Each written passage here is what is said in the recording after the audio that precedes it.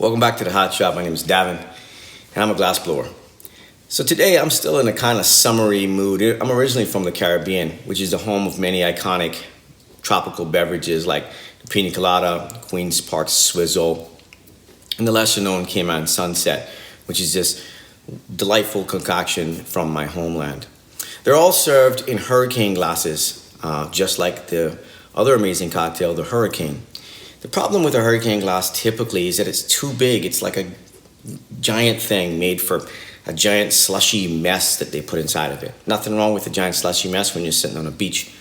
But I like a smaller, more reasonable sized glass that I can shake up a few ounces of this, a few ounces of that, pour it over some crushed ice, garnish it with some fresh mint or something. So today, we're gonna make ourselves an appropriately sized set of hurricane glasses. If you're a glass blower, I encourage you to try this shape, basically just making a pair, putting a foot on it, opening it up with a little flare on the end. Again, I'm gonna be using calipers to try to maintain a particular size. We're gonna be using a footing tool, doing a little bit more squash, pull, blow kind of thing. I think you're gonna like this one. Stay tuned and like and subscribe if you wanna see more of this sort of stuff. It's free and it helps support the channel. Anyway, let's go get some hot glass. Cheers.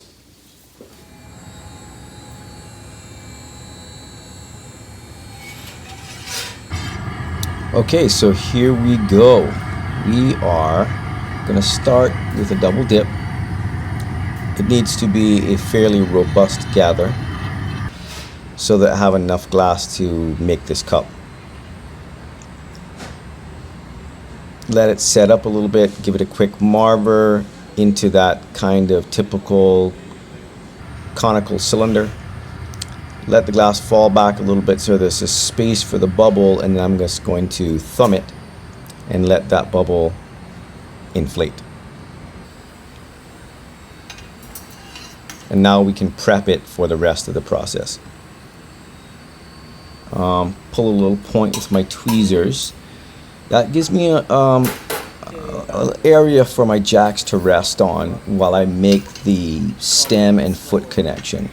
You can see that I reheated that bubble, really let it stretch out. Now I'm going to blow, compress, and then pull a little bit. So this is called blow, squash, blow. Really helps to thin out that glass and sort of maximize the usage of it. I'm then going to establish my jack line. Notice how I started the jack line with my jacks at an angle.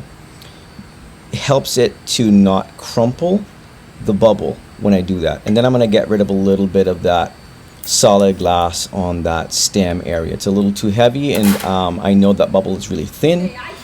As you can see here, extremely thin. I'm going to inflate it even further. Again, I'm trying to maximize the volume that I can get out of this glass, and also have it to be sort of light and elegant, right? Thin where it needs to be and thick where it needs to be. Again, this is just a double dip, or really, you could probably do this on a little bit bigger pipe with a single massive gather. Still have too much glass on the end of that little stem, so I'm going to get rid of some of it. Trying my best to keep it on center while I do that. You can see the bubble is sort of off center, but really what you're looking at there is that it's off at the jack line. So you'll see here in a minute, I'm going to carefully reinflate, get some better shape that I want, and then you'll see that I'm going to go back and reestablish that jack line. And when I do that, I think it's coming up here. Here we go. I'm going to use the jacks at an angle, pushing that shoulder, and you see right there it just centers up, and then I can use the back of the jacks and center the stem. So the whole thing looked like it was off center, but really it was really off at the jack line. I've got a partner. I'm blowing while I do this. If I don't, it'll crumple the bottom.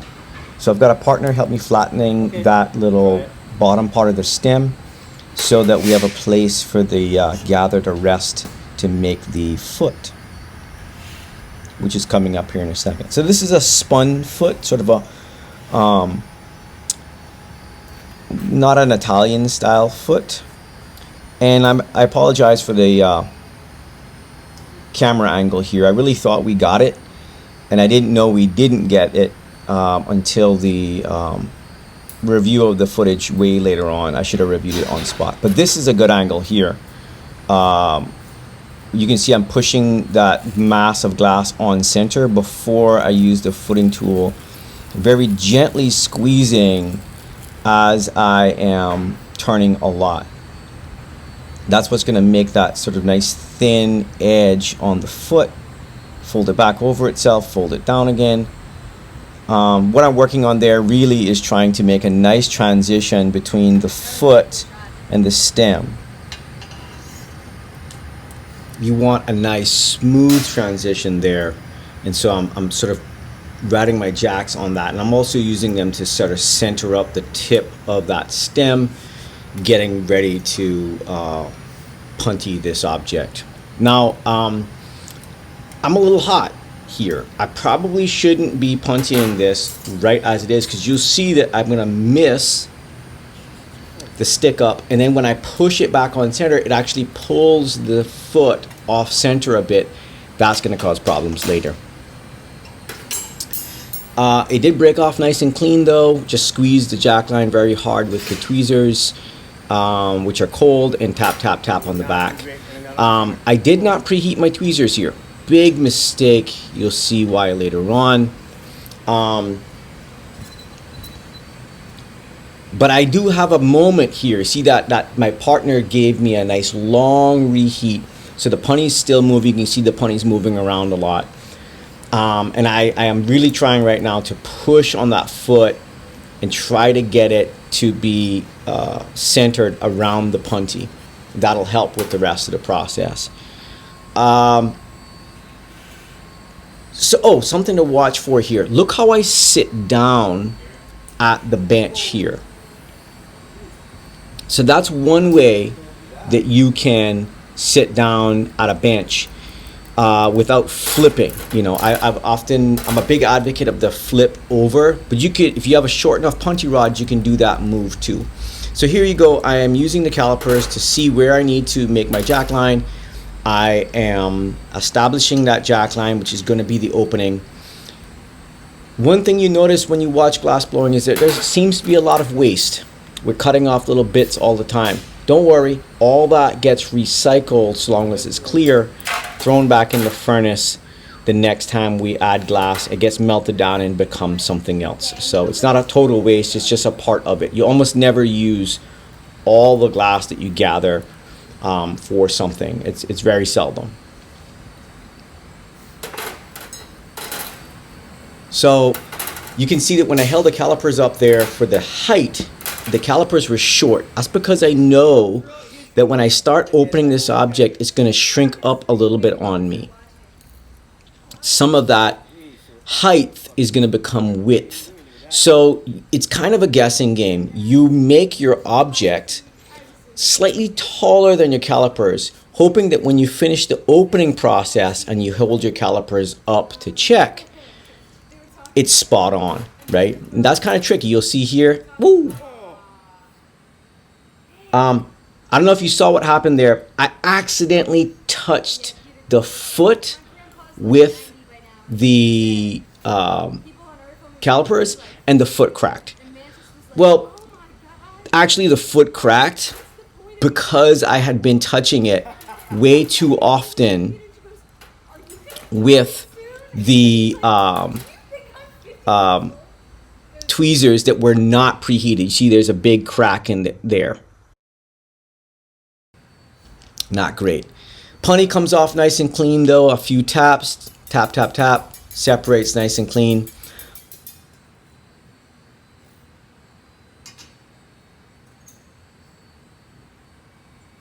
That's a crack in the foot. And that's because I touched the foot with non-preheated tweezers. I really should have preheated those tweezers. That's a perfect small hurricane.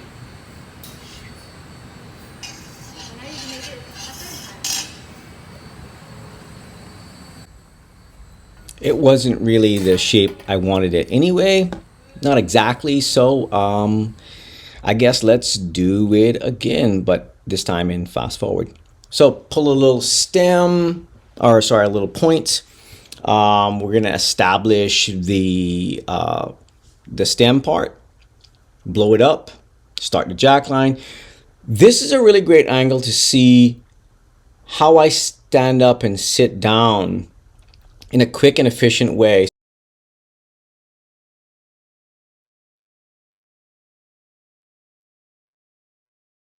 Watch when I sit down and I do this spin move here. See how close my hand was to the rail? So I'm going to do it again here in a second. Watch how close my hand gets to the rail. This allows me to set down that object very gently while it's really hot. So that's something that I would practice. I would totally practice that move right there. That sit down, spin, slide it back to you and get working. As I'm sitting down, you'll also notice that I'm picking up a tool right away. And I'm always preparing my bench, getting my bench ready and all my tools ready so that I don't have to kind of look around for a tool when I need it. So you see there, I had the footing tool sitting out, put the foot on, squeeze it, spin it, whatever you want to call it. And now I'm doing that thing again where I'm establishing the connection between the foot, where I should say establishing the form between the foot and the stem, making a nice flow. Much better job sticking the punty on. Now, I still didn't quite preheat the tweezers enough, but it didn't matter anyway because I crumpled it in the hole with that reheat. I got it too hot, and another waste. Again, we'll recycle that glass. The punty came off nice, so process is going well. Maybe third time is a charm here. So again, blow it up, establish the stem, start your jack line, get rid of any excess glass for the stem, try to center up everything, have your partner help flatten the base of the stem, check in your measurements. I think when I checked there, we're okay. Okay, so what happened there was there wasn't enough glass off the punchy rod, so I just had them bring it over, cut it all off. That fire there is from wax on that pan. That's why we have the pan there to catch wax from the jacks. But got a nice fresh gather from my partner. It was perfect. Put on a nice foot, puntied it. That move right there, I was preheating the tweezers with the moil. Smart move that I had forgotten the first couple of times. That's why I was able to center and straighten and touch that foot this time without cracking the foot. Always preheat your tweezers before you touch any of those parts of the glass that might contain stress or might not be heated as much. So tweezer out the length, use my calipers, start my jack line. Again, you'll see that when I hold the calipers up to this object, watch here, they come short of that jack line. That's because I know that some of that height is going to go into width. So it's going to shrink in essence. So you kind of have to remember, well, I'm going to put my jack line about, I don't know, this much, a quarter inch or a half inch or 3/8 of an inch above where the calipers are telling me. Knowing then that when I reheat it and open it and stretch that opening and it shrinks, it'll shrink back to the caliper measurement that I have. And those caliper measurements that I have are set to be the height of the finished object. I know that sounds kind of complicated, but the only way around that really is to have a separate set of calipers for the jack line height from the height of the final object. And that just seems like a lot of calipers when I'm already using 3 different calipers on this object. So here we go, aggressive, stretch that opening and really start forming that waist that makes that iconic hurricane glass shape. Gonna check the size here, we're close. Open it one more time. Look at just my left hand there, just turning back and forth, fingernail or sorry, fingertip to palm. Don't need to be using the whole bench. Don't need to be pushing all the way out toward the end. I want to stay upright when I'm working. Take a few taps, light taps, and then the punty's just going to release. There you go. Those forks that my partner has there are preheated so they don't crack the foot or the stem. And there you have it. That is a set of 8 to 10 ounce hurricane glasses with spun feet. Both hold the same volume. They're slightly different shapes you'll see here in a second, but they are both the exact same height. And for all intents and purposes, I consider these to be a set of hurricane glasses. As I'm making these, I'm often thinking about, prototyping, and I prefer the one on the right, if I have to be honest. I think there's something very elegant about that shape on the right. Thanks for watching. Cheers.